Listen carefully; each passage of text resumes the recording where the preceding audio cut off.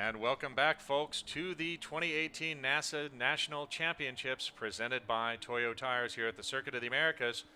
What you're seeing on your screen right now is our time trial program. These folks are out there. The ladies and gentlemen are trying to knock their top time into the books. Have a Corvette there going very slowly. But again, that could be strategy. Take it slow, let everybody get away from you, and then lay the hammer down. So they're trying to achieve their best possible time on track, not for position.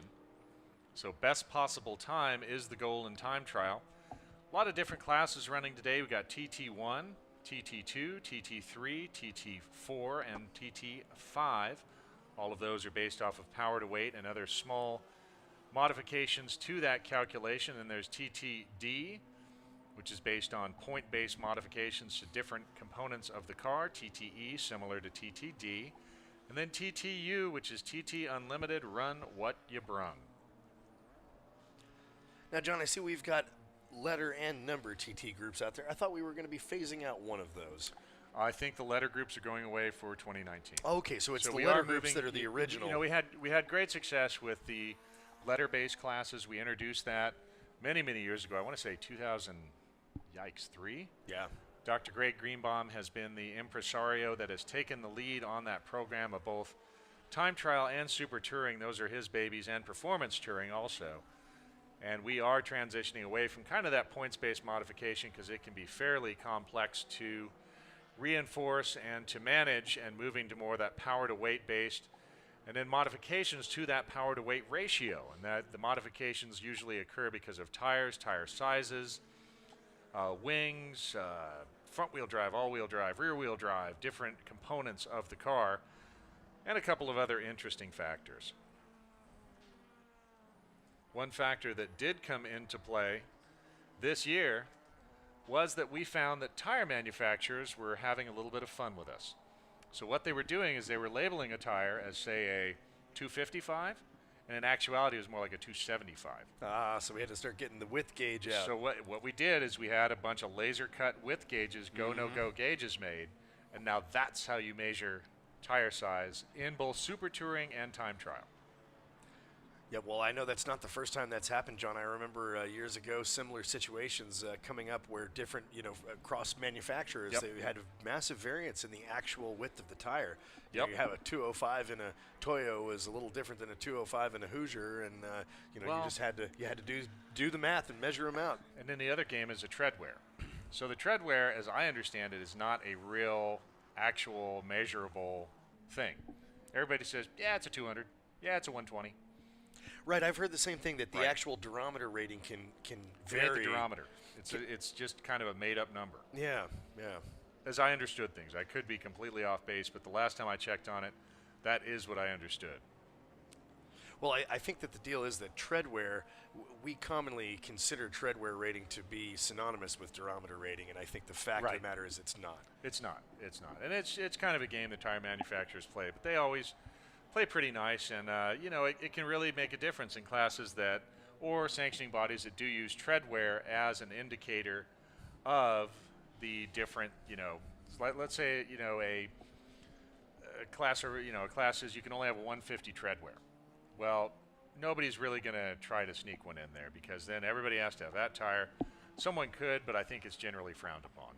Well, right, John, and in other disciplines too, like autocross, there are generally street tire classes, and so you've got, to be considered a street tire, it has to be over 200 or 240 treadwear. But in that case, also they do still use the treadwear rating. Back when I used to autocross, I was running on 560 treadwear tires, and they were siped as well. Dang, those are like all seasons. But that's what you get when you're autocrossing stock class in your daily driver. Right. No big deal. All right, folks, so we do have some times coming in. So far, Timothy Bidwell out in the front of TT1 with a 2:32.956. Then Troy Messer. Terry Free out there in third position. Mansuru Tony Ibrahim. He's just about 3/10 behind Terry. And then Savannah Little is also out there in TT1. TT2, Ole Thordarson with a 2:36.671. Then Leo Alexander, 2:38.064. Then Chet Mosley just behind it at 2:39.485 so far. Then Casey Jones, Russ Taylor, Kevin Fennell, Grady Flaherty in his ZL1 1LE Camaro at a 246.584, and then Team CTSV Racing.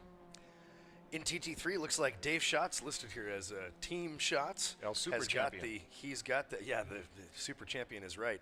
What, 18 under his belt now. Wow. He is running a 2:30 out there, so I think the course is definitely drying up. That's a very fast time, 2:30.950. Second place in TT3, Joel Morrison with a 2:35.752. Herve Bazard with a 2:35.785, followed by Paul Costas with a 2:37.255. In fifth place, Team Vorschlag with a 2:37.339. Sixth, we've got Bruce Mowry, 2:37.542. In seventh place, we have Team P Squared Motorsports, car number 69, with a 2:40.288. In eighth place, Brian Turner, 2:41.510. Team Edge MV in ninth place with a 2:41.815. And rounding out TT3, we've got Adam Baltutis with a 2:43.738. In TT4, we've got Joshua Allen with 2:34.570. Ricky Johnson, second place with a 2:35.404. That's our mini, isn't it, John? That is the Franken Mini. John Wallace in third place with a 2:38.569. Team Edge Motorworks and Taggin. Morgan Schlorgen, what? With a 2:47.955. Jeffrey Birdwell with a 2:41.106. In sixth place, Jeff Hughes with a 2:42.311. In seventh place, we've got Dayton De La Houssaye with 2:46.788. Michael Smith in eighth place with a 2:48.865. And rounding out TT4 in ninth place, Art Kershudian with a 2:51.351. TT5, Bryce Cleaver out in front at 2:41.965. Then my old friend Fulton Haight, 2:48.101, so big gap there. Then Team Chameleon Racing at a 2:51. Mark Phillips up next at a 3:05. Then Paul Hancock at a 3:08, so big spread out in TT5 so far. TTD, Marcelo Vine out front with a 2:46.182. Team Offset Motorworks, way back, 2:59.391, their best time so far. Sean Trediak is right there, though, only 4 thousandths off of Team Offset, so that's a great battle to watch in TTD. Then Pramesh Ruparelia, 3:09.620. TTE, David Whitener, he's at a 2:46.471. John Bowles, about 3 seconds behind, another 3 seconds back to Austin Cobb. Then quite a gap back to Roman Weisman. He is our master of all things IT for NASA and for our broadcast. I guess he's kind of our technical producer. Then Team Rotary Heads and Team Abergel Motorsports at a 3:18.846. TTU, Aristotle Below, he's out there with a 2:41.182. Team Art Racing, 2:50.957. Team Rattlesnake Electric Sports, 2:52.027. And Jack Cabetto, son of the infamous Chris Cabetto. Jack is a wonderful young man. You can look him up on YouTube. He has all kinds of cool things going on there. But Jack is out there at a 2:55.054 in TTU. Team Rattlesnake Electric Sports, John, we should look at the driver bio on them and find out what's going on. Is that an electric car? I don't know. I'm looking. That would be very cool. Well, depending on your stance on electric cars. I drive old Volkswagens, so I don't count. Hey, I've seen some pretty cool Volkswagen Bugs electric powered. Shut your dirty mouth. I know that's blasphemy. No, I'm actually, I have one Beetle that it's just such an oil leaking, gas stinking old thing that an electric conversion sounds pretty good. Of course, I live in Davis, California, which is a hub of innovation for that sort of thing. And of course, we have clean air vehicle spots around town, electric vehicle spots, and I think it would really blow some minds if I was to park Just a Beetle imagine, in one yeah, of those. if you could park your Beetle in one of those things, and at least you could still have your electrons be horizontally opposed. Sure, why not? Pop out my Birkenstocks and go get myself a nice organic smoothie and some quinoa. Oh, excuse me, quinoa. Maybe some acai. All right, John, we've got a checkered flag out here for this session. This is All our right. Group H time trial, first timed session of the weekend. Very cool. We're going to be seeing more from them. We're going to check back in with them as we go along. But it looks like our next session that's going to be up is going to be our Group B qualifying race, 10:55 a.m. I'm excited to see that, Group B. Group B, that'll be group. pretty cool. Group B is our real ground pounder, Super Unlimited, NPO1, ST1, which is Super Touring 1, the fastest of the Super Touring groups, Super Touring 2, just a little bit slower than them, and American Iron X, which stands for American Iron Extreme. Extreme.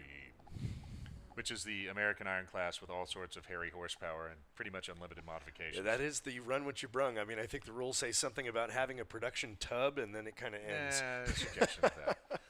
Very good, folks. So we have our first time trial session in the books now. We do have a warm-up session scheduled next, so we'll take a little break again, and we will be back at you at about 10:50 or so Central Time for the Group B qualifying race. A qualifying race, of course, is an actual race that then sets the qualifying grid or the grid for the championship race. So these guys will be racing in Group B to set their position to start tomorrow's race for all the beans. So we will be right back here at the 2018 NASA National Championships presented by Toyo Tires from the Circuit of the Americas. Stay tuned.